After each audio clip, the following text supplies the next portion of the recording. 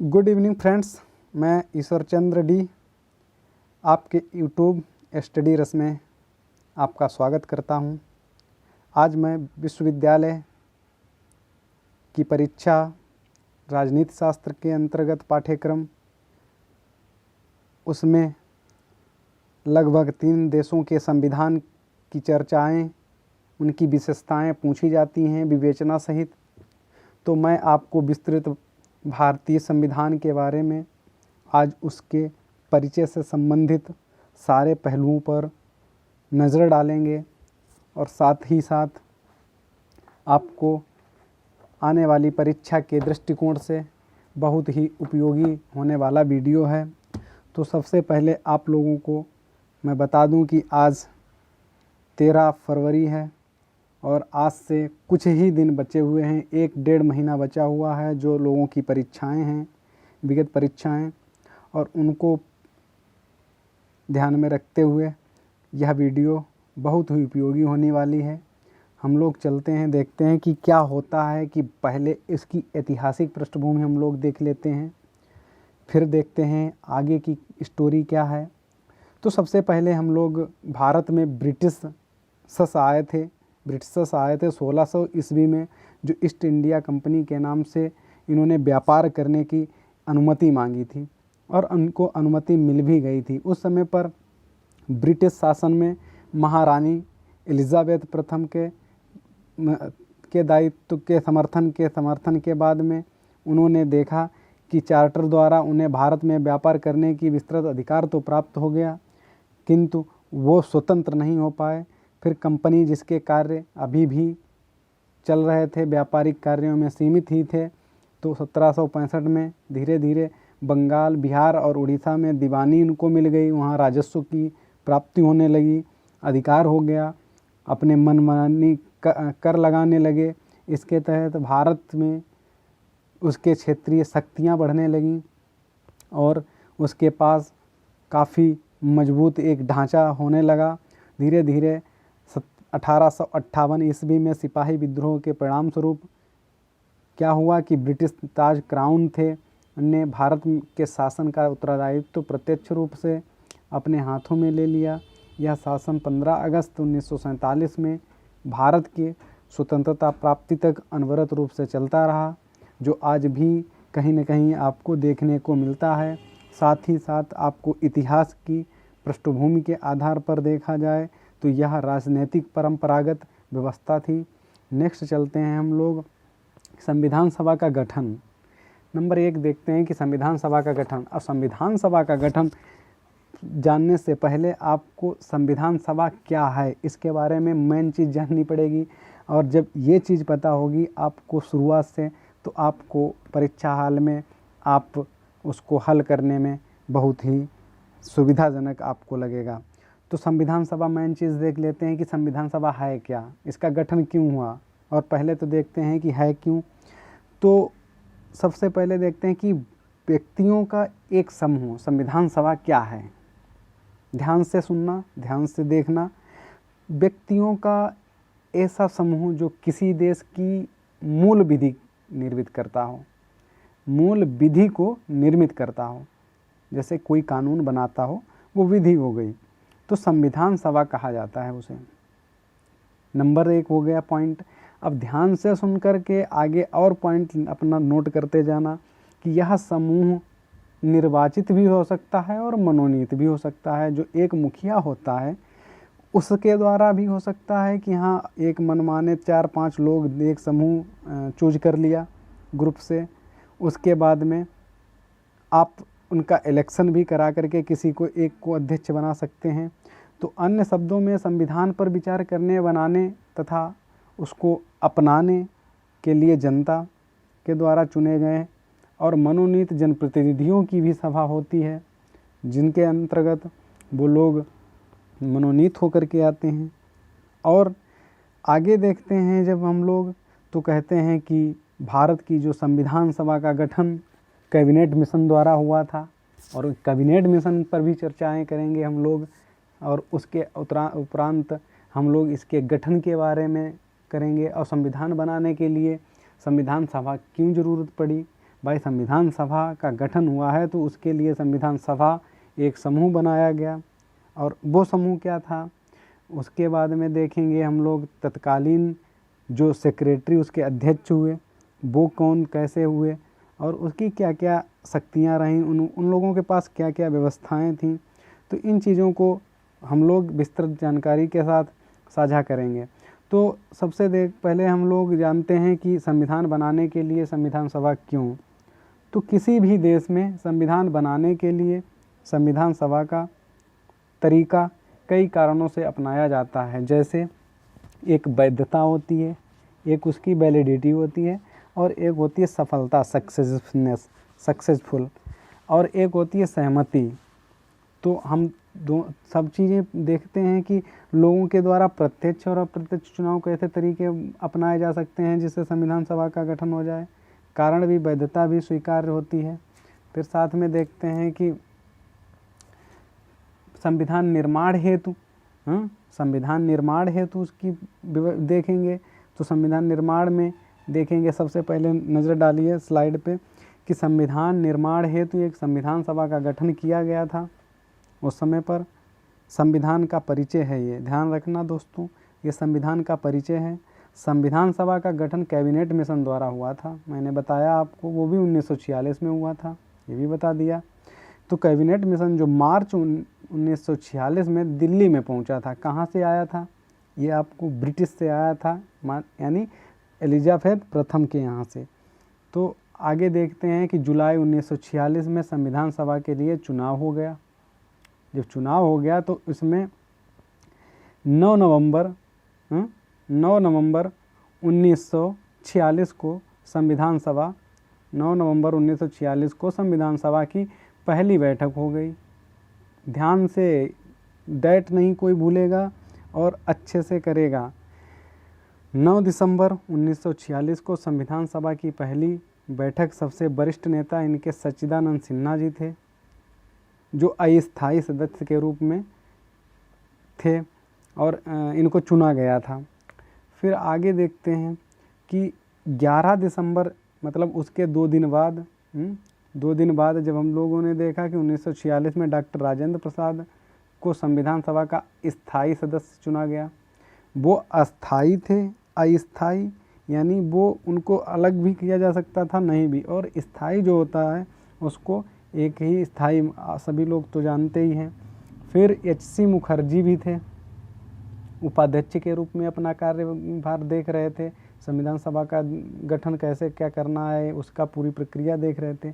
साथ में जो संवैधानिक सलाहकार नियुक्त किए गए वो BN राव थे, इनको चुना गया संवैधानिक सलाहकार। उसके आगे चलते हैं हम लोग, देखते हैं, देखो विभिन्न, ये बहुत ही संक्षिप्त परिचय है।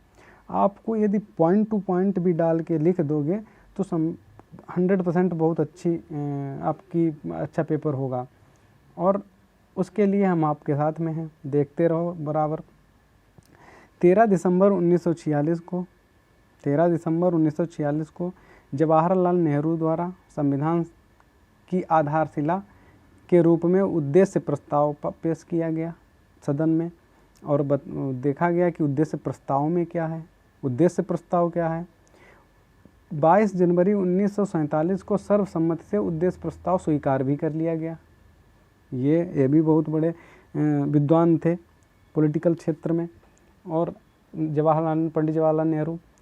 उसके बाद में 26 नवंबर आती है, तो उस समय पर 26 नवंबर 1949 को अंगीकृत किया गया, जिसमें 299 सदस्यों में से 284 सदस्यों ने हस्ताक्षर इस पे कर दिए थे।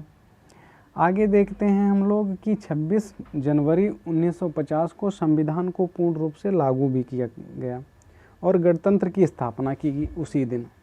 और अभी 2021 में हम लोगों ने 72वां गणतंत्र दिवस मनाया, और बड़ा रोचक भी था और बहुत ही आंदोलनकारी भी रहा, जिसको आप लोगों ने देखा ही है।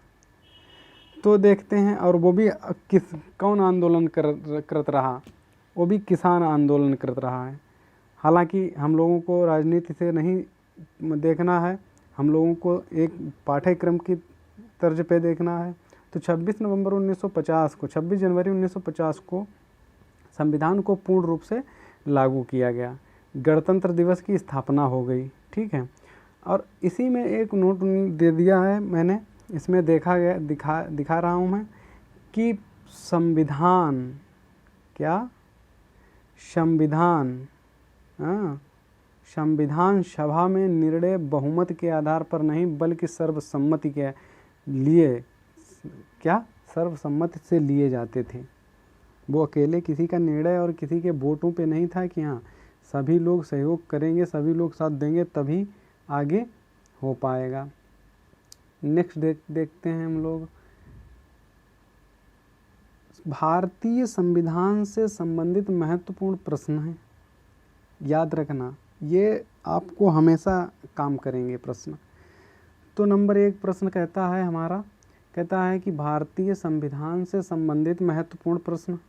उत्तर में संविधान की आत्मा किसे कहा जाता है। आपसे कोई पूछ दे कि संविधान की आत्मा किसे कहा जाता है तो सीधे बोल देना फड़ाक से कि प्रस्तावना। अब मित्रों, प्रस्तावना क्या है? प्रस्तावना आपने कभी एनसीईआरटी बुक देखी होगी या एनसीईआरटी नहीं देखी होगी, आपने पॉलिटी की कोई भी बुक पढ़ी होगी छोटी से मोटी, तो उसमें सबसे पहले प्रस्तावना दी होती है जिसमें लिखा होता है, जिसका नाम उद्देशिका भी कहते हैं। ठीक है, उसमें सभी चीज़ें दी गई हैं अपने यहाँ। जैसे हम भारत के लोग भारत को एक संपूर्ण प्रभुत्व संपन्न समाजवादी पंथ निरपेक्ष लोकतंत्रात्मक गणराज्य बनाने के लिए तथा उसके समस्त नागरिकों को इस टाइप की आपको, यानी हम भारत के लोग हैं, उन्होंने दी। ठीक है, उसके बाद में संविधान का रक्षक किसे बनाया गया ये भी देख लिया। उच्चतम न्यायालय को, यानी अपने यहाँ उच्चतम न्यायालय को संविधान का, जब संविधान का हनन होने लगा, संविधान ख़त्म होने की तर्ज पे आ जाए तो वो हाई कोर्ट जो सुप्रीम कोर्ट जो होती है उसमें आपको संरक्षण मिल सकता है, पूरा तरीके से मिलेगा ही, क्योंकि ये प्रावधान है। फिर नेक्स्ट देखते हैं हम लोग, संविधान का निर्माण किसके द्वारा किया गया? संविधान सभा द्वारा। सीधे सीधे बोल दो संविधान सभा द्वारा, कहीं वही नहीं है। फिर संविधान सभा का गठन किस योजना के तहत किया गया? सीधे बोल दो कि कैबिनेट मिशन जो ब्रिटिश से आया था। बहुत अच्छा है। फिर देखते हैं कि संविधान की प्रारूप समिति का अध्यक्ष कौन था?